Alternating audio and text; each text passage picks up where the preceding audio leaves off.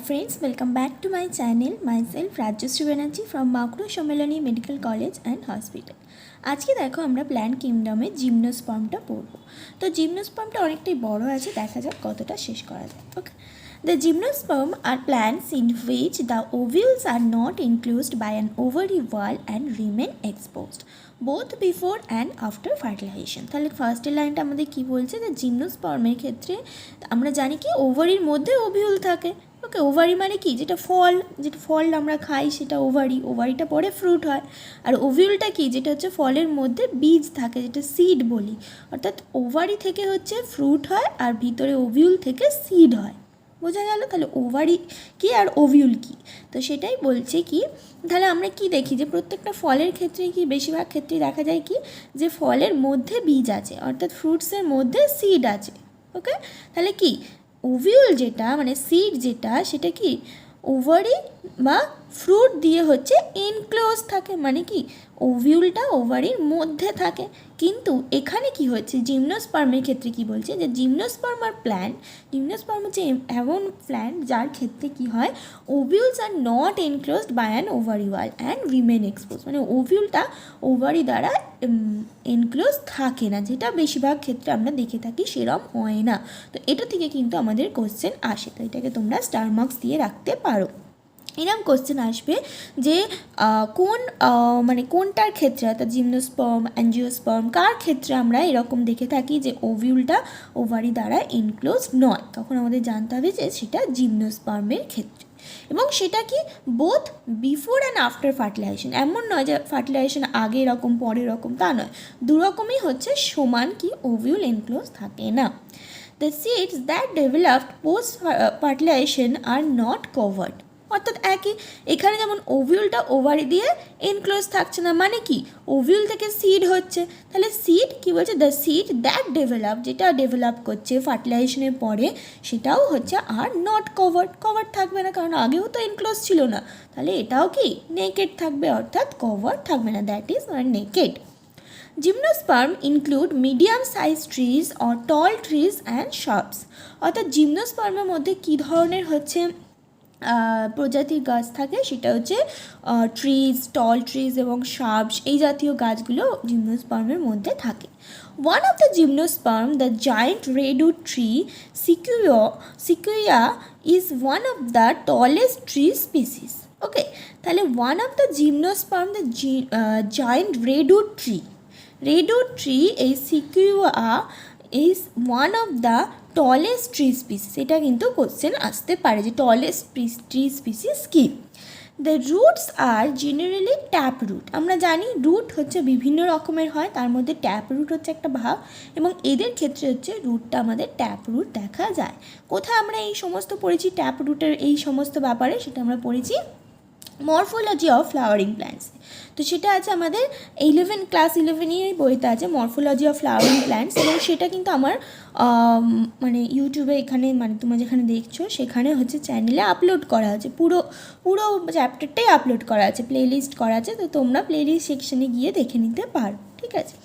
Roots in some genera have fungal association in the form of mycorrhiza, অর্থাৎ কিছু genera জিমনোস্পার্মের মধ্যে হচ্ছে কিছু জেনেরার মধ্যে আবার ফাঙ্গাল অ্যাসোসিয়েশন, রুটসের সাথে হচ্ছে ফাঙ্গাসের একটা অ্যাসোসিয়েশন দেখা যায়, কি ফর্মে, মাইকোরাইজা ফর্মে, যেমন পাইনাসের ক্ষেত্রে দেখা যায়। ওয়াইল যেখানে আবার কি ইন সাম আদার সাইকাসের ক্ষেত্রে কি দেখা যায়, small specialized root called coralloid root are associate with nitrogen fixing cyanobacteria. অর্থাৎ তোমরা কীভাবে মনে রাখবে, জিমনোস্পার্ম হচ্ছে দু রকমের, পাইনাস আর সাইকাস, জাস্ট মনে রাখার জন্য, এটা কিন্তু ওরকম নয় যে জিমনোস্পার্ম দু রকমের পাইনাস সাইকাস নয়, আমরা মনে রাখবো কীভাবে, জিমনোস্পার্ম দু রকমের পাইনাস সাইকাস। পাইনাসের রুটে হচ্ছে মাইকোরাইজা থাকে, এটা হচ্ছে একটা ফাঙ্গাস, আর সাইকাসের রুটে কি থাকে হচ্ছে সায়ানোব্যাকটেরিয়া থাকে, যেটা হচ্ছে নাইট্রোজেন ফিক্সিং একটা ব্যাকটেরিয়া। তাহলে এইভাবে আমাদের দুটো জিনিস মনে রয়ে গেল, এবং এটা কিন্তু কোশ্চেন আসে যে সায়ানোব্যাকটেরিয়া আমরা কোথায় দেখতে পাই, সেখানে মনে করো অপশান দিচ্ছে Pinus, Cycas, both A and B, আর তারপরটা মনে করো আরেকটা দিল। তো তোমাদের সেখানে মনে রাখতে হবে যে সায়ানোব্যাকটেরিয়া হচ্ছে সাইকাসে দেখা যায়, সি দিয়ে মনে রাখতে পারো, সায়ানোব্যাকটেরিয়া সাইকাস, আর মাইকোরাইজা হচ্ছে পাইনাসে দেখা যায়। বোঝা গেল?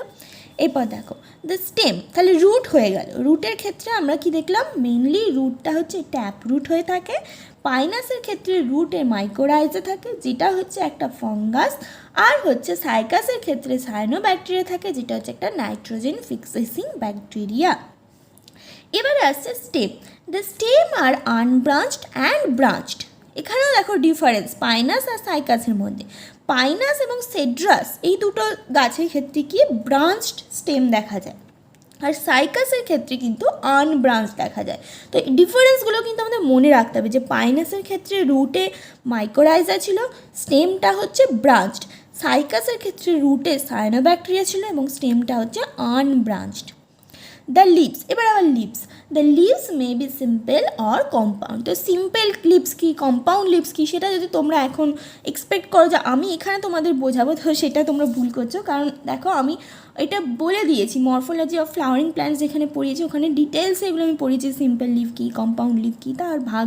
তো এখানে আবার সেটা পড়ানো মানে হচ্ছে শুধুমাত্র সময় নষ্ট, সময় তোমাদেরও যাবে আমারও যাবে, যে যারা ওই ভিডিওটা দেখেছো আবার এই ভিডিওতে ওটা শুনবে তো সময় যাবে। তো সেই জন্যই বলছি তোমরা ওইগুলো একটু দেখে নিও যদি না পড়ে থাকো। In Cycas the pinnate leaves persist for a few years. এই পিনেট লিভস কি সেটাও কিন্তু আমরা মরফোলজি অফ ফ্লাওয়ারিং প্ল্যান্টসে পড়েছি। তো সেই জন্যই আগে আমি ওটা পড়ে নিয়েছিলাম, মরফোলজি অফ ফ্লাওয়ারিং প্ল্যান্টস। তাহলে কী হবে, এই জিনিসগুলো বুঝতে খুব সুবিধা হবে। যারা আমার সাথে সাথে পড়েছে ওটা যাদের পড়া হয়ে গেছে তাদের কিন্তু এই জিনিসগুলো খুবই সহজ, যে পিনেট লিভস কি তারা কিন্তু জানে। সেই জন্য ওটা একবার তোমরা একটু দেখে নিতে পারো, তারপরে বরং এটা একটু পড়ো। In cycas, pinnate leaves persist for a few years. The leaves in gymnosperm are well developed to withstand extreme of temperature, humidity and wind. অর্থাৎ জিমনোস্পার্মের যে লিভসগুলো এটা কিন্তু ওয়েল অ্যাডাপ্টেড, এদের যে এক্সট্রিম টেম্পারেচার মানে খুব বেশি যেখানে গরম বা ঠান্ডা, এক্সট্রিম টেম্পারেচার, হিউমিডিটি, উইন্ড, মানে যে সমস্ত টেম্পারেচারে অন্য গাছরা বাঁচে না সেই সমস্ত গাছে, সেই সমস্ত মানে এনভায়রনমেন্টে এরা কিন্তু well adapted. The needle-like leaves in conifers, the needle-like leaves reduce the surface area. কনিফার্সের ক্ষেত্রে কি দেখা যায়, লিভসগুলো হচ্ছে নিডলের মতো হয়ে গেছে, মানে সূচের মতো হয়ে গেছে। কারণ তাতে কি হচ্ছে, সারফেস এরিয়া মানে এরম চ্যাপটা যদি লিভস হয় আর এরম মনে করো সূচের মতো যদি লিভস হয়, তো কোনটায় সারফেস এরিয়া কম থাকবে, যেটা হচ্ছে নিডল লাইক। তো সারফেস এরিয়া যত কম থাকবে তত কি ট্রান্সপিরেশন, যেটাকে বাংলায় বলে বাষ্পমোচন, সেটাও কম হবে, অর্থাৎ জলটা বেরিয়ে যাবে কম। তাহলে কী হবে, মনে করো যেখানে জল নেই, যেখানে জল খুব কম, টেম্পারেচার খুব বেশি, সেই সমস্ত জায়গায় কী হবে, জলটাকে সে ধরে রাখতে পারবে গাছটা, ওইরকম সারফেস এরিয়া, লিভসের সারফেস এরিয়াটাকে কম করে। তো এটা একটা অ্যাডাপ্টেশন, যে লিভসটা এরকম চ্যাপটা ছিল সেটাকে আমি নিডল লাইক করে দিচ্ছি। তো কনিফার্সের ক্ষেত্রে the needle like leaves reduce the surface area এইভাবে রিডিউস করে দেয়। দেয়ার মানে এইভাবেই ওরা কি অ্যাডাপ্টেশন, এই যে ওয়েল অ্যাডাপ্টেড বললো, তো সেটাই বলছে কীভাবে ওরা well adapted, needle like leaves করে দিল, করে সারফেস এরিয়া কমিয়ে দিল। দেয়ার থিক কিউটিকল যেটা স্টেমে থাকে সেটা আবার কি থিক, অ্যান্ড সাংকেন স্টোমাটা দিয়েই হচ্ছে ট্রান্সপিরেশনটা, অর্থাৎ বাষ্পমোচন, যেটা দিয়ে জল বেরিয়ে যায়।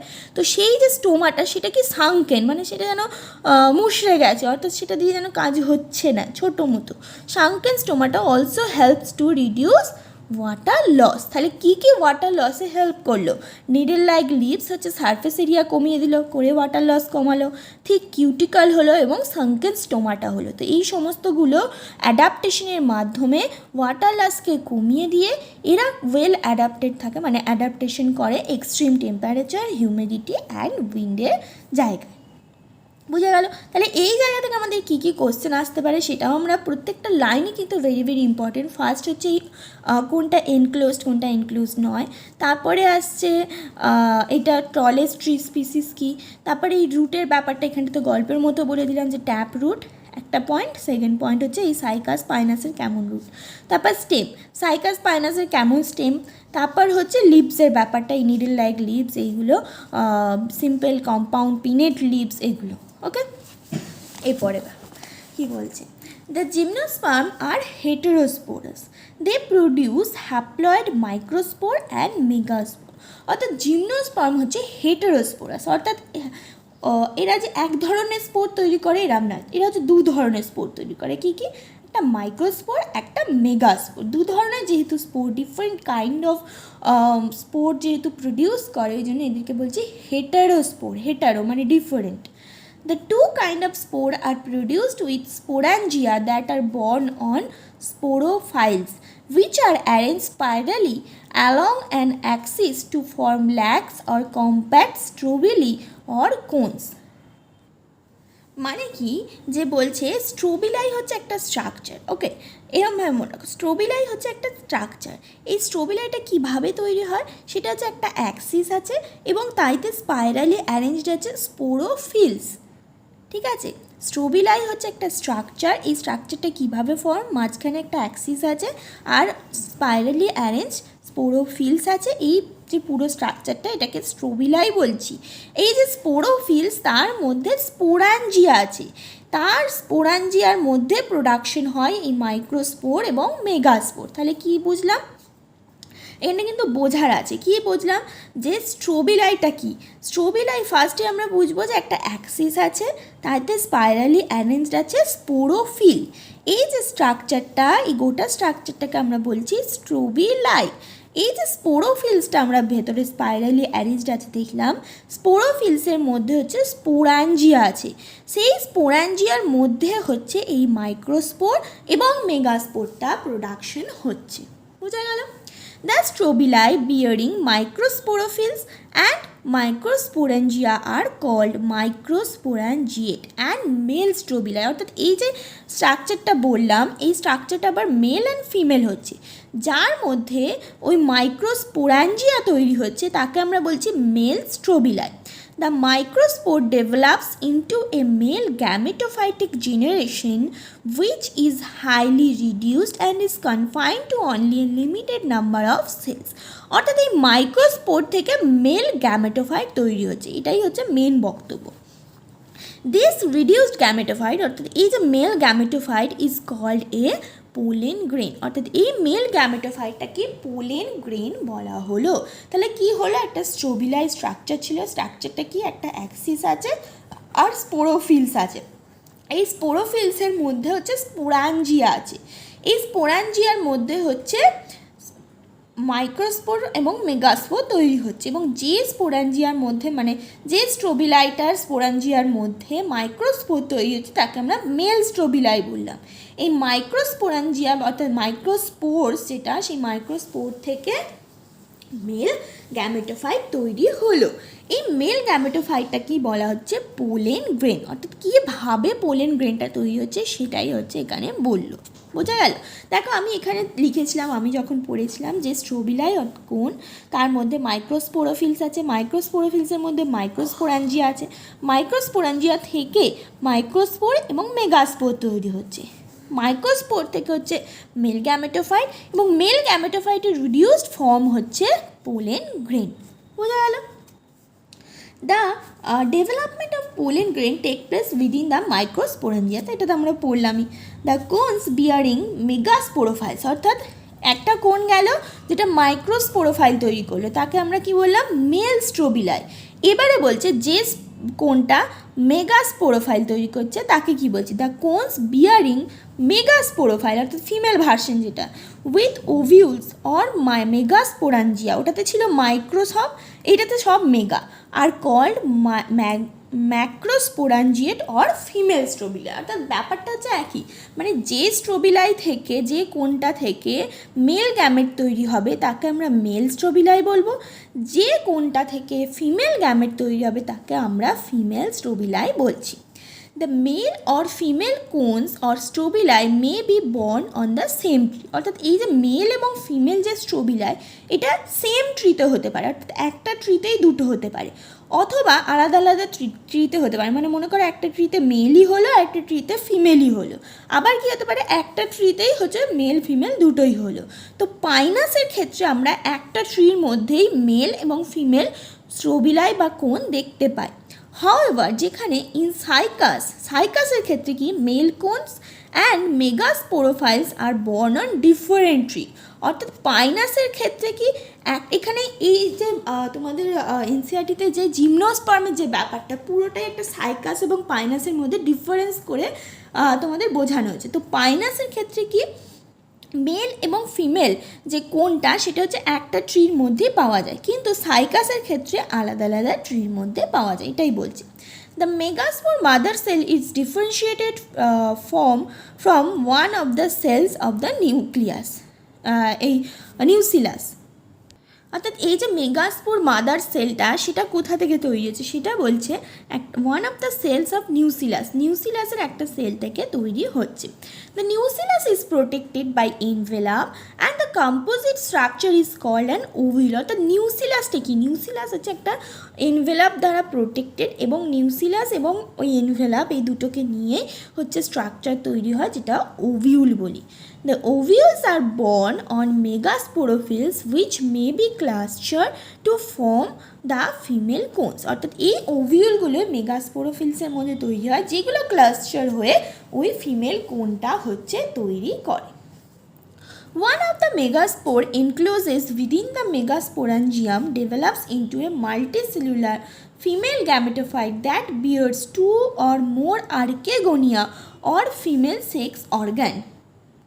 অর্থাৎ এই যে মেগাস্পোরগুলো তৈরি হলো তার মধ্যে একটা মেগাস্পোর কি হয় বলছে develops into a multicellular female gametophyte. One of the megaspore enclosed within the megasporangium. অর্থাৎ মেগাস্পোরাঞ্জিয়ামের মধ্যে যে মেগাস্পোরগুলো ছিল তার মধ্যে থেকে একটা মেগাস্পোর কি হলো যে ডেভেলপ করে গেল ইন্টু মাল্টিসেলুলার ফিমেল গ্যামেটোফাইট। আগে হয়েছিল মেল গ্যামেটোফাইট, এখানে হয়ে গেল ফিমেল গ্যামেটোফাইটে ডেভেলপ করে গেল, যেটা কিনা এই যে ফিমেল গ্যামেটোফাইট দ্যাট বিয়ার্স, যেটা কিনা two or more archegonia or female sex organ bear করে। The multicellular female gametophyte is also retained within megasporangium. অর্থাৎ এই যে মাল্টিসেলুলার যে ফিমেল গ্যামেটোফাইট যেটা তৈরি হলো সেটা কোথায় থাকবে, সেটাও মেগাস্পোরাঞ্জিয়ামের মধ্যেই থাকলো। অর্থাৎ অনেকগুলো মেগাস্পোর থেকে একটা কি এই ফিমেল গ্যামেটোফাইট হচ্ছে তৈরি হলো। এরপর কি বলছে, unlike bryophytes and pteridophytes in gymnosperm, the male and female gametophytes do not have an independent free living existence। অর্থাৎ ব্রায়োফাইট এবং টেরিডোফাইটের মতো বলছে জিমনোস্পার্মের ক্ষেত্রে মেল এবং ফিমেল গ্যামেটোফাইট ওটার ক্ষেত্রে যেমন আলাদা আলাদা ইন্ডিপেন্ডেন্ট একটা ফ্রি লিভিং এক্সিস্টেন্স ছিল, এতে কিন্তু সেরম নয়, এরা কিন্তু dependent.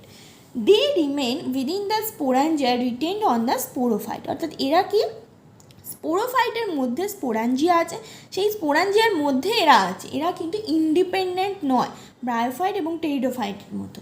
The pollen grain is released from the microsporangium. অর্থাৎ পোলেন গ্রেন রিলিজ হবে মাইক্রোস্পোরাঞ্জিয়াম রূপে। They are carried in air কারেন্টের থ্রু হচ্ছে সেই ক্যারি হবে and come in contact with the opening of the ovules borne on megasporophylls. অর্থাৎ মেগাস্পোরোফাইলসে যে ওভিউলসগুলো হয়ে আছে তার যে ওপেনিং তার সাথে হচ্ছে কন্ট্যাক্টে আসবে। মানে কি হলো, পোলেন গ্রেনগুলো এয়ার কারেন্টের থ্রু গিয়ে ওভিউলসের যে ওপেনিং তার কন্ট্যাক্টে এলো।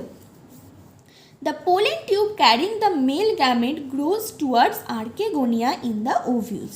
অর্থাৎ ওভিউলসে আর্কেগোনিয়া মানে ফিমেল সেক্স অর্গান। অর্থাৎ একটা টিউব ফর্মেশন, ওপেনিং থেকে একটা টিউব ফর্মেশন হলো এবং তার মধ্যে দিয়ে কি হলো এই যে pollen tube carrying male gamete, অর্থাৎ ওই যে টিউবটার মধ্যে দিয়ে মেল গ্যামেটটা এলো, এসে কি হলো আর ওভিউলের যে সেক্স অর্গান অর্থাৎ আর্কেগোনিয়া তার দিকে হচ্ছে সে গ্রো করলো and discharge their content near the mouth of archegonia. অর্থাৎ যে ফিমেল যে সেক্স অর্গান তার মাউথে গিয়ে সে কী করলো, তার যে কন্টেন্টটা ছিল অর্থাৎ মেল গ্যামেটের যে কন্টেন্ট সেটাকে সে ডিসচার্জ করে দিল।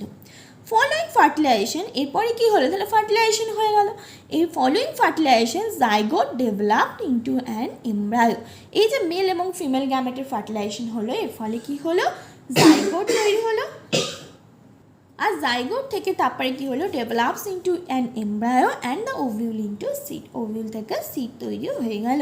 This seeds are not cover. সেটা তো আমরা জানি যে এই সিডটা ওভিউলটাও যেমন এনক্লোজ ছিল না, সিডটাও সেরকম এনক্লোজড হবে না। কিন্তু কিভাবে ওভিউল ফর্মেশন হলো, কিভাবে ওভিউল থেকে সিড ফর্মেশন হলো, সেটা কিন্তু আমরা পুরো এই পেজটা পড়লে বুঝতে পারলাম। তো এই হয়ে গেল আমাদের কিন্তু জিমনোস্পার্ম। তো পুরোটাই কমপ্লিট হয়ে গেল। এর পরের দিন আমরা পড়বো অ্যাঞ্জিওস্পার্ম। কারো কোনো অসুবিধা থাকলে অবশ্যই তোমরা কমেন্ট বক্সে লিখবে, আমি চেষ্টা করবো রিপ্লাই দেওয়ার। Thank you.